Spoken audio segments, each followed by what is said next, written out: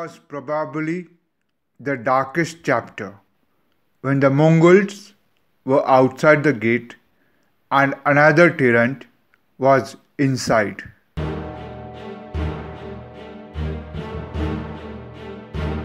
Alauddin had ascended the throne in Delhi.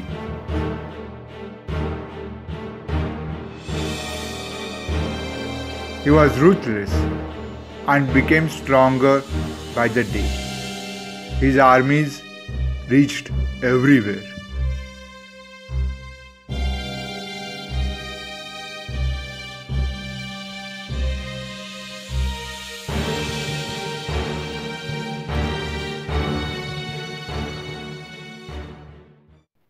They brought treasures, power, and hate.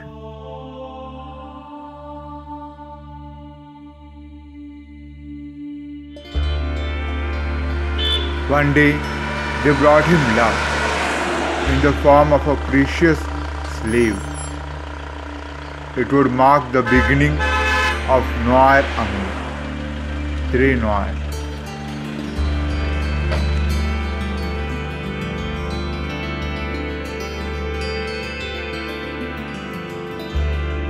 The exploits of Mad Tughlaq are well known, but Alauddin Khilji also was not spared, nor his Noir-la. All of them were fatally attracted and consumed by Andhari, the dark hole of Daulatabad. Andhari, or the Dark Hole, is a marvel of military engineering designed by the Yadava kings of Devgiri. She is the ultimate psychological line of offensive defense.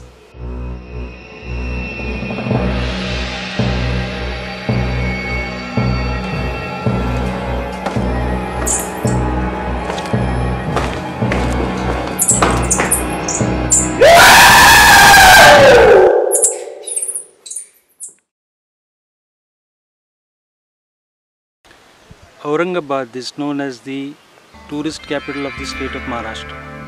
But I'll go further. I'll say that Aurangabad is the tourist capital of South Asia. The reason that this particular district of Aurangabad, it is having the first World Heritage Site of India. To talk about the fort of Devgiri, this is the only fort in the country which got the recognition, or which was rather the capital of the then ancient India. Like we know about the dynasty of the Yadavas who ruled from the Devgiri fort. They ruled for nearly 1100 years. After them, this fort was taken by the Tughlaqs, then the Mughals, then the Nizams. There are some 270 pieces of artillery in the fort. Many of them still in the same position as they were placed centuries back.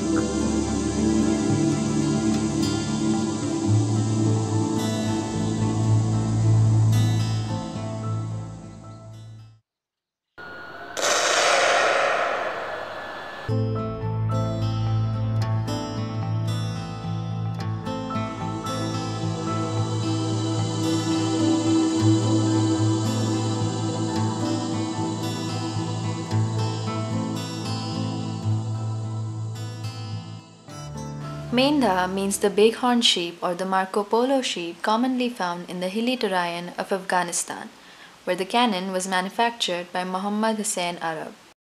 It is 5.3 meter in length, 50 centimeter diameter in the front, and 70 in the rear. It is designed to fire a 20 centimeter caliber across a couple of miles.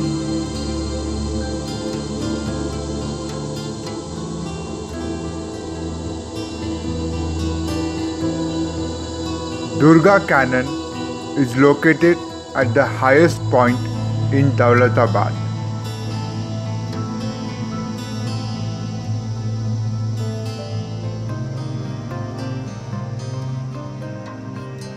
It is longer than the Mendha at 5.8 meter with 18 centimeter caliber.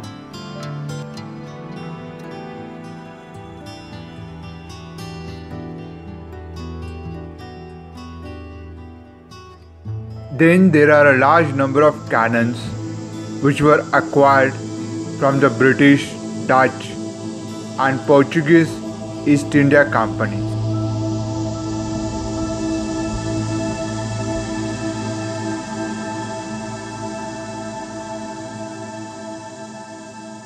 The defense strategy had not factored in any artillery when the fort was constructed in the 10th century.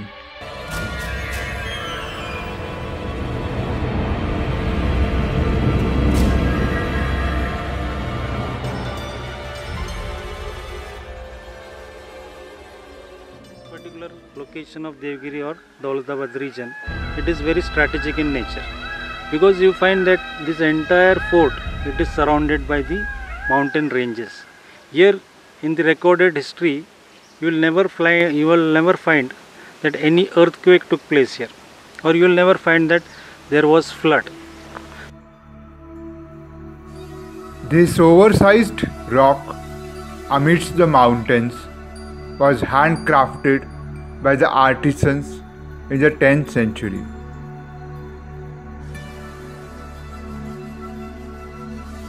They converted this large rock into one of the strongest forts in the world. The conical structure with sharp vertical cliffs surrounded by a moat formed the first line of defense. The stone walls, tall gates, hidden gun holes, zigzag paths form additional layers of defense. But the most unique is the last line of defense. It is an example of offensive defense. The Andhari is a masterpiece. Devgiri was undefeated in its first 100 years of existence under the Yadava rulers. At the end of the 13th century, it faced the biggest threat. The man at the gate had been dispatched by the Delhi Sultan with a specific target, Deval Devi, the Princess of Gujarat.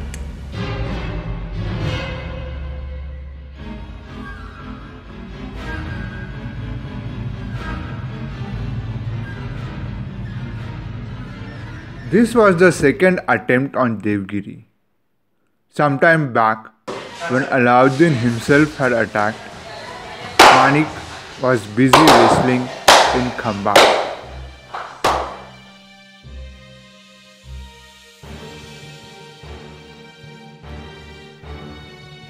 Unaware of affairs beyond his town, probably unaware of his destiny taking shape in distant Devgiri.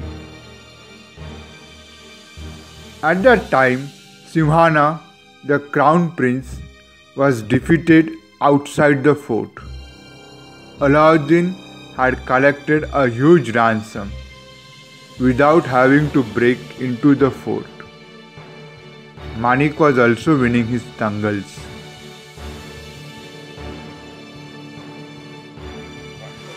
The victory over Devgiri had implications on the Delhi throne, as Alauddin, emboldened to rebel against his uncle Jalaluddin, to kill him and take charge of the Delhi throne. He consolidated to expand his army and led expeditions to push the borders of his kingdom.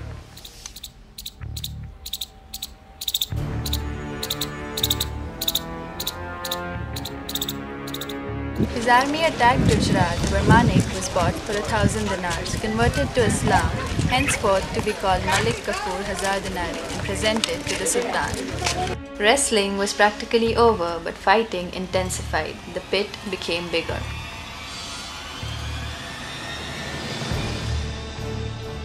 The fort complex has an area of almost 100 hectares and represents a unique combination of military and civil engineering. The outer wall of the fort is 5 km in circumference, with height ranging between 6 to 9 meters and thickness of over a meter. The entrance to the Ambar Court is defended by large bastions.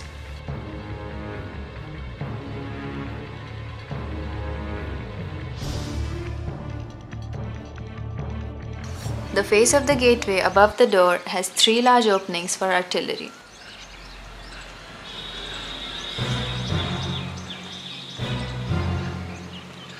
Facing the second gateway, there is a conical tower with a covered balcony midway to cover the entrance.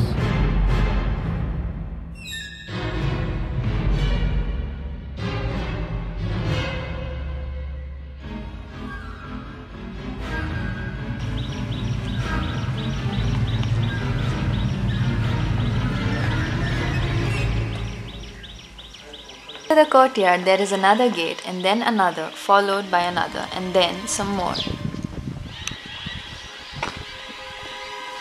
To reach the following gate, one must pass diagonally through, exposed to defensive fire from all sides.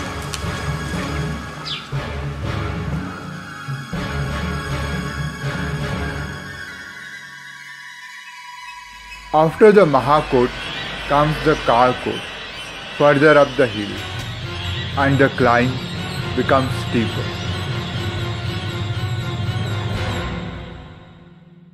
While Kalkot was occupied by the royalty, the Mahakot was residential quarters for the civilians.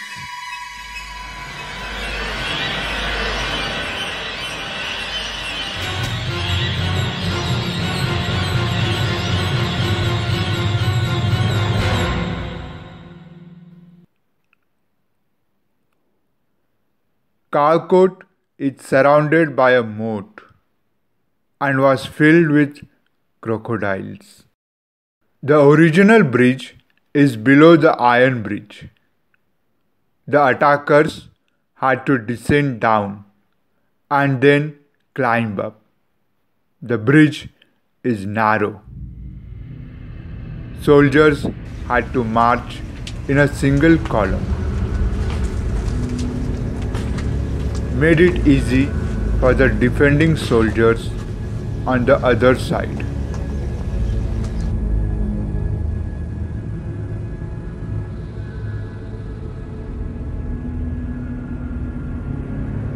The narrow passageways, abrupt turns with carefully designed gates rendered elephants useless. Large armies were forced to move in single or double columns, thereby negating the size advantage.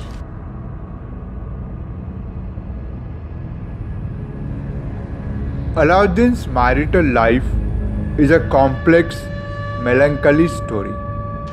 His first marriage was a total disaster.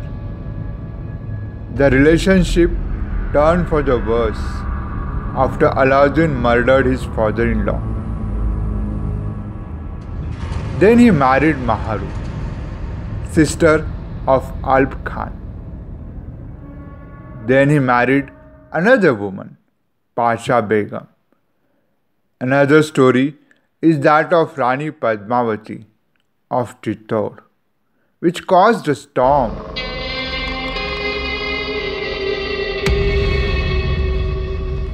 Later, he fell in love with the wife of Rai Karan Baghela, the king of Gujarat.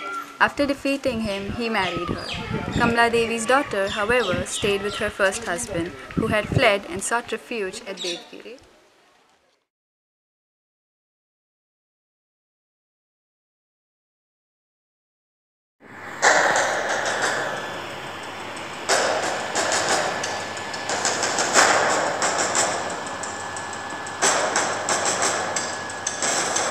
The Sikandar-e-Sahani, as Alauddin liked to call himself, was also in love with the slave Manik.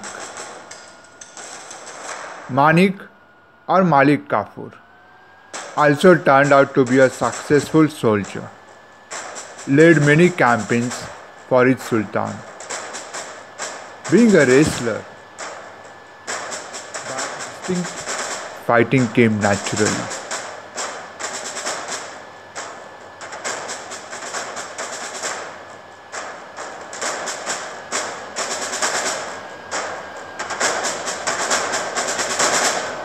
He had been dispatched to Devgiri at the instance of Kamala Devi. The mission was Deval Devi, the daughter who was with her father. Malik Kafur, as Manik was now known, laid siege on the Devgiri fort, but he too had realized the futility of trying to break through the defenses of the fort.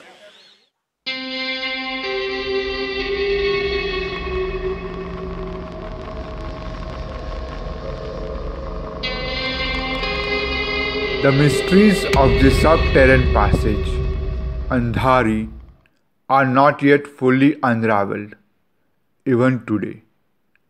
This maze is an unparalleled example of exceptional strategic military architecture and relied on denying vision. His intelligence had updated him on the Andhari, and he had no answer to the dark hole.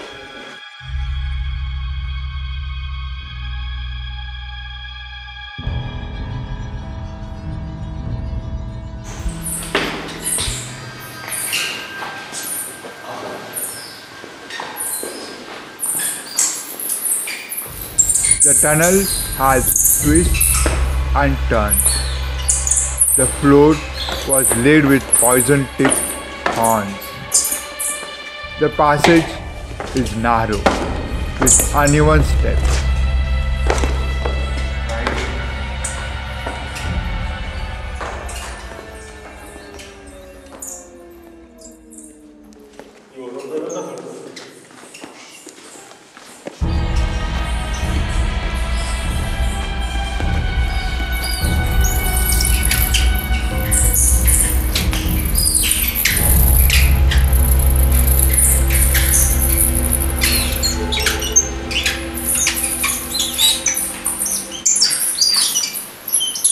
The random turns make it easy to split the invading soldiers and pit them against each other.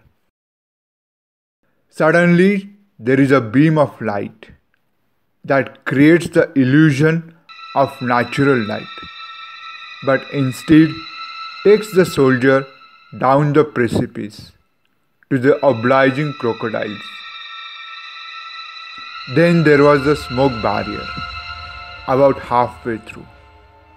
When the fire was lit, the current of air from the hole would waft the smoke up the tunnel, suffocating the invaders. To add to their misery, it was sulfur flavored. And if some soldier tried to kill the darkness by lighting a torch, he would make himself a visible sitting duck.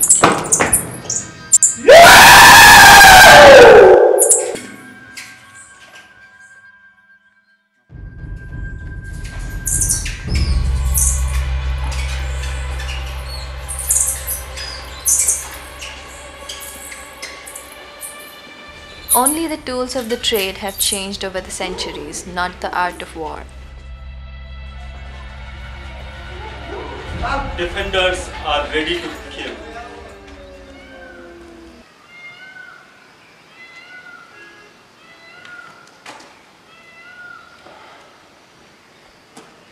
And a proposal has been sent by the Archaeological Survey of India to the UNESCO for getting the World Heritage Site status.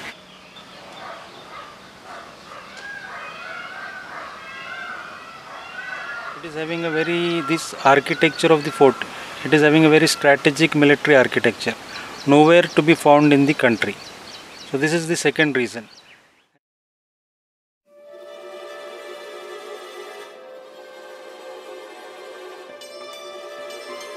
The siege lasted for months. The fort was well stocked with water and provisions. It was able to hold out.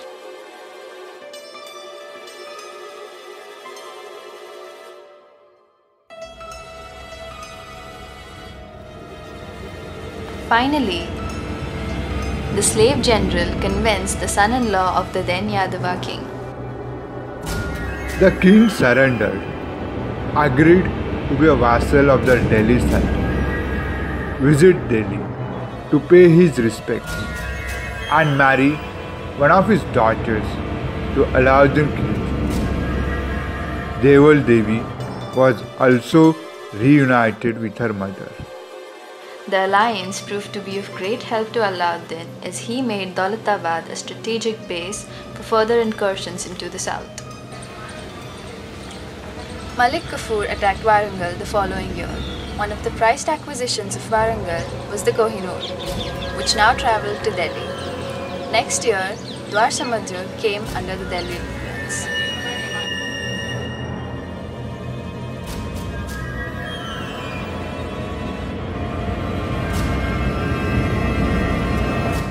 Raja Ramdev of Devgiri died a few years later, and his son Shankar Deva ascended.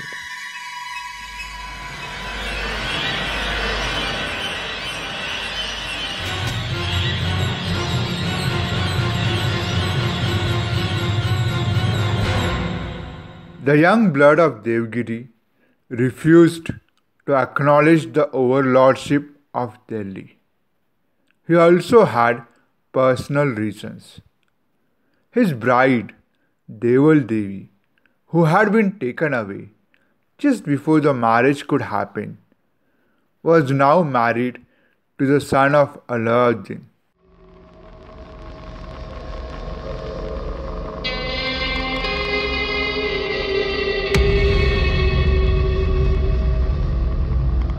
Once again, Alauddin sent his man Friday down to Devgiri, this time with a different and cruel intent. The king was captured and put to death.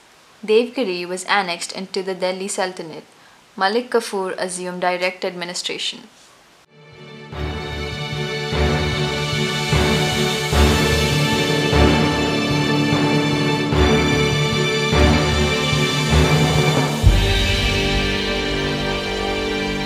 The borders of the Delhi Sultanate had never been pushed thus far in the south.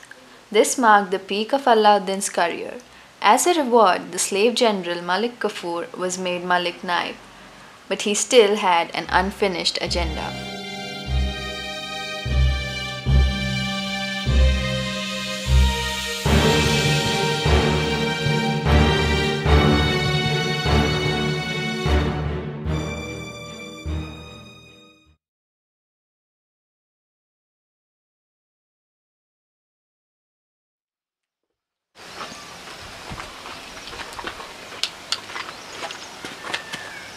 Devgiri lies in the Deccan Plateau.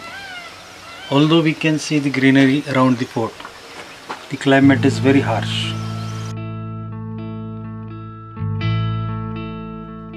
During the summers, the temperature, it crosses over 40 degrees centigrade. And during the monsoons, the annual precipitation is around 600 mm.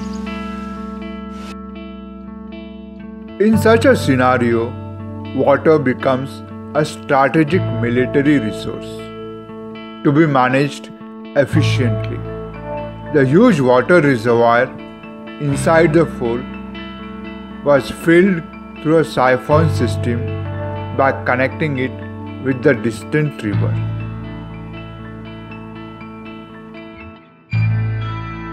Wow! Look at on the top of the fort. There's a huge water tank. Water is circulating through the rock. Oh wow! It's as good as mineral water. Tired me.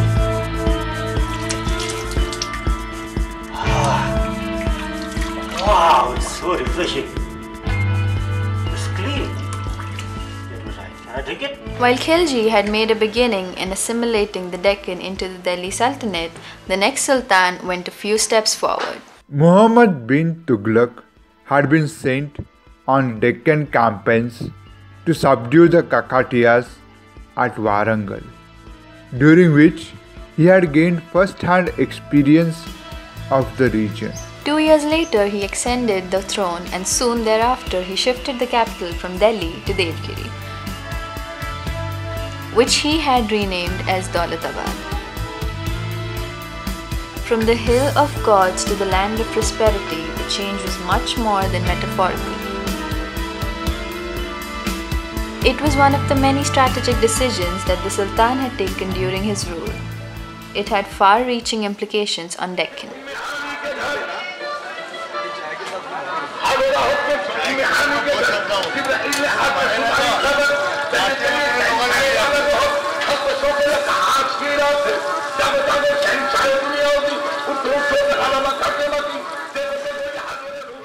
Suddenly, it had become the seat of power for an empire extending far north.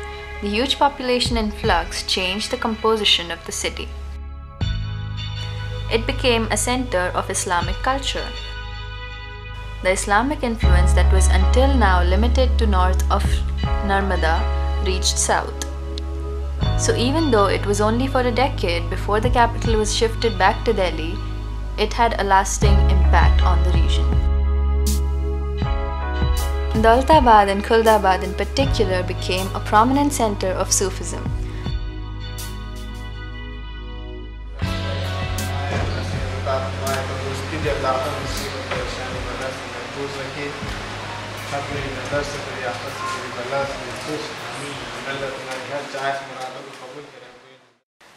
The valley had tombs of 1400 saints. Third reason that it has a long continuous history and it has a living culture. Like we see downstairs that the village of Daulatabad, it is still existing there, and to the north we find the village of Khuldabad. So these two villages, they are existing since last more than 1000 years. So this living culture and heritage is associated with this fort.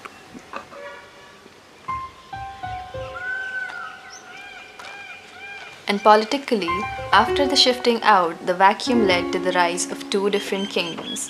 Tughlaq's general Zafar Khan, who was posted in Daulatabad, rebelled and founded his own dynasty. Oh, done it! And south of the Tungabhadra, Hakka and Bakka created history.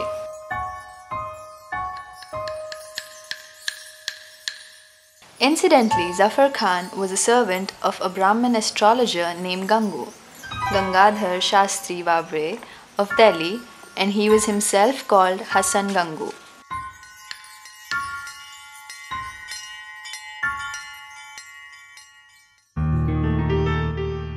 The Chand Minar stands tall in its red glory, a reminder of the beginning of the Bahmani rule. Hassan Gangu, inspired by the Minar in Delhi, had made a replica in Daulatabad. It is the second tallest Minar in the country.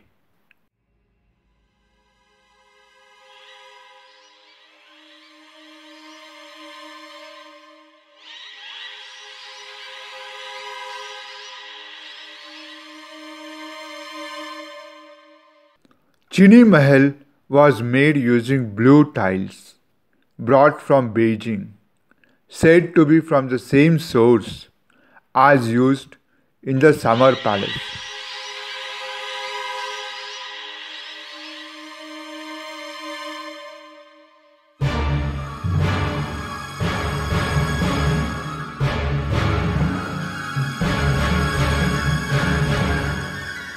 It was here that the last king of Golconda, Abdul Hassan Tana Shah, was imprisoned by the Mughal Emperor Aurangzeb for 13 years until death liberated him. Sambhaji Raje was also forced to stay here.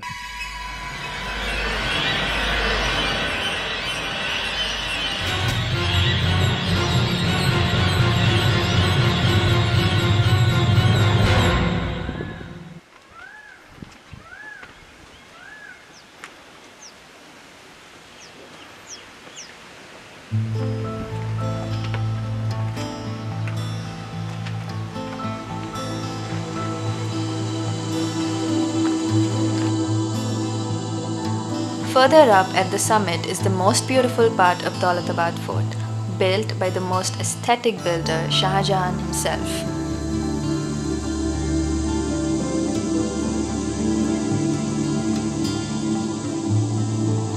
The double-storied building of Baradari is symmetrical in style and constructed of black chiseled basalt stones.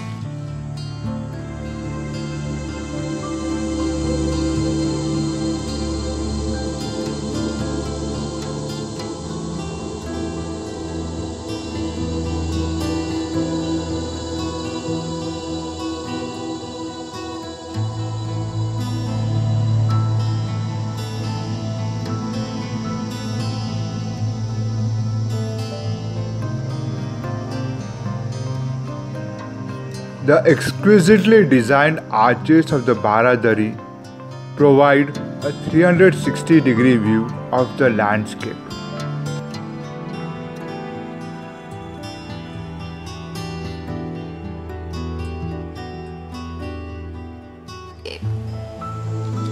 The dissolution of the Bahmani Sultanate saw the rise of 5 splinters, of which the Nizam Shahi established himself at Daulatabad before shifting out to Ahmednagar.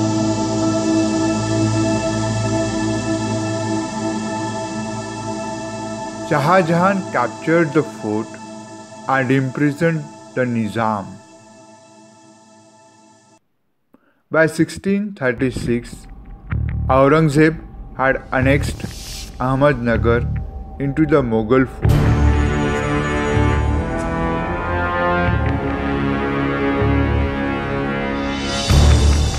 After the Mughals, Sadashiv during the reign of Nana Sahib unfurled the Peshwa flag and built this Ganesh temple. Next year, thereafter, the fort passed on to the Nizams, who made it their capital until they shifted their capital to Hyderabad. It remained with them till 1948, that is Operation Polo.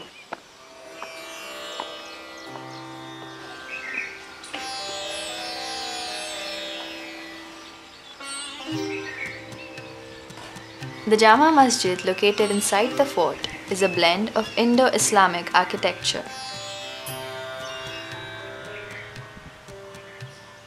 The destruction and reconstruction was so massive that even today we find some evidences lying scattered around.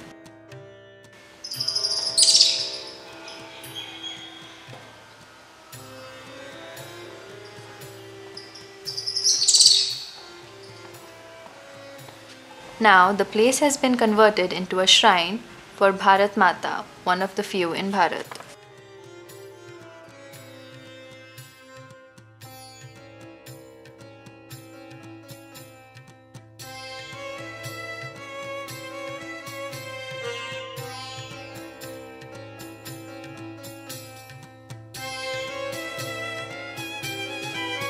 The Nizam, who, given their friendly relations with the British, was able to conserve and maintain her beauty. ASI has continued the good work. Even after almost 1,000 years, she stands tall, pretty much.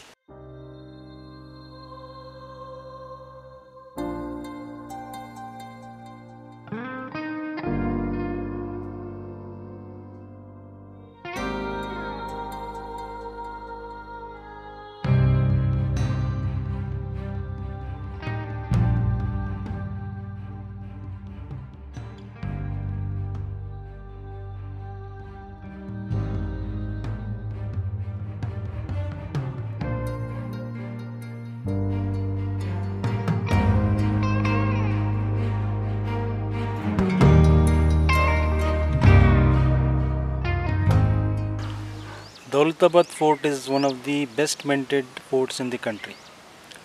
Already it has been a proposal has been sent by the Archaeological Survey of India to the UNESCO for getting the World Heritage Site status. And I am very sure that this status would be given very soon.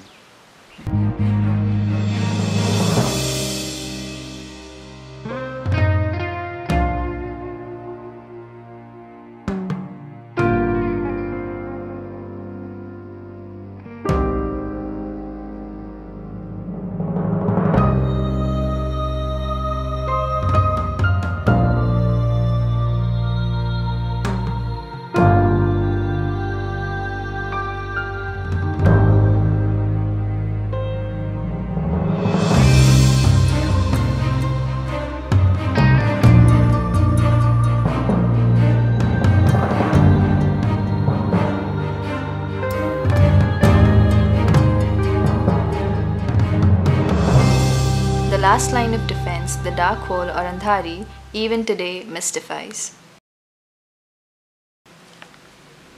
Something to be experienced and not just to be read or heard or to be seen.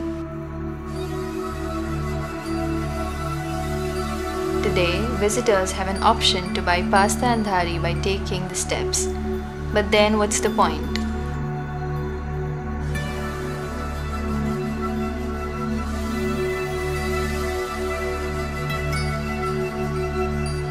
Men who could win her were no ordinary artists. They were the grandmasters in the art of war. These men would then aim for bigger things. Even Manik, the wrestler, who was enslaved, was charged up.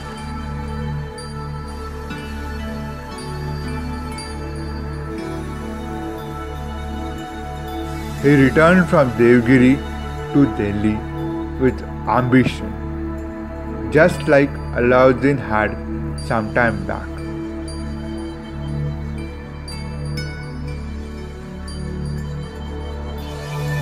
The following year, Manik had finally ended his slavery. He killed the Sultan who loved him.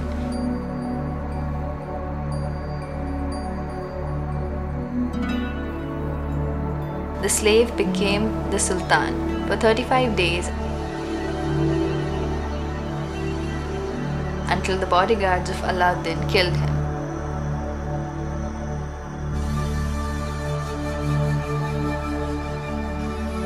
Some love stories are indeed very dark.